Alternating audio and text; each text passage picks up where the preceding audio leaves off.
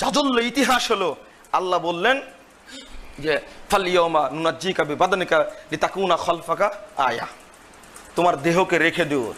আজ থেকে নিয়ে 5000 বছর পূর্বে ফেরাউন মরেছে বাহরে কুলজমে, আর আমরা সংবাদটা জানতে পেরেছি 1500 বছর হলো মুহাম্মদ রাসূলুল্লাহ সাল্লাল্লাহু আলাইহি সাল্লামের সময়। একটু জানার জন্য বলে দিয়েছি তথ্যটা। কিন্তু আল্লাহর নবীর প্রতি আয়াতটা নাজিল হচ্ছে ফেরাউনের দেহটা আমি রেখে দেব। রাসূল সাল্লাল্লাহু আলাইহি সাল্লামের যুগ থেকে নিয়ে এই 1908 সালের আগ পর্যন্ত, 7 সালের আগ পর্যন্ত কেউ কি ভেবে দেখেনি যে ফেরাউনের লাশটা কই? আল্লাহ যে বললেন যে ফেরাউনের লাশ আমি রেখে দেব, এটা কিছুতে খাবে না, মানুষের নিদর্শনের জন্য রেখে দেব, পরবর্তী যারা আসবে।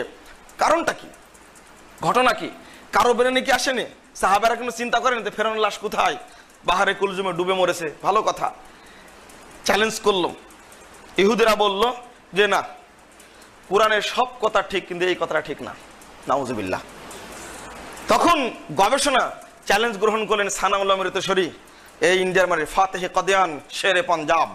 তিনি গ্রহণ করলেন যে অবশ্যই আল্লাহ যেহেতু বলেছেন, সুতরাং আছেই লাশ, তোমরাই খুঁজে বের করো। আমি চ্যালেঞ্জ করলাম, আল্লাহর ভাষা কোনো মিথ্যা হতে পারে না। এতদিন পরে যখন ঘটনা ঘটছে ফেরাউনের লাশ কই, তখন চ্যালেঞ্জ গ্রহণ করে বলেন অবশ্যই আল্লাহ বলেছেন লাশ পাওয়া যাবেই। অবশেষে 1907 সালের মে মাসে 3রা মে তারিখে ফেরাউনের লাশ লোহিত সাগরের ভিতর থেকে বের করে নিয়ে আসলো। আল্লাহর ঘোষণা সত্য বলে প্রমাণিত হলো। প্রমাণ করার দরকার নাই, সত্যই আমরা পাইনি। আচ্ছা, এতদিন পরে উঠলো কেন ফেরাউনের লাশটা? ইতিপূর্বে কেন মাথায় আসেনি? মানে এর মাঝে যেগুলো শাসক আসছিল ফেরাউনের যোগ্য নয়, বর্তমানে যে শাসকগুলো আসবে এগুলো ফেরাউন যোগ্য। এটা শিক্ষা দেওয়ার জন্য আল্লাহ বলে দিয়েছেন।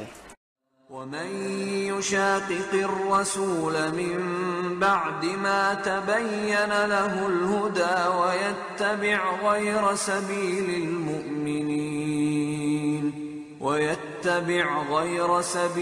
المؤمنين نوله ما تولى ونصله جهنم وساءت مصيرا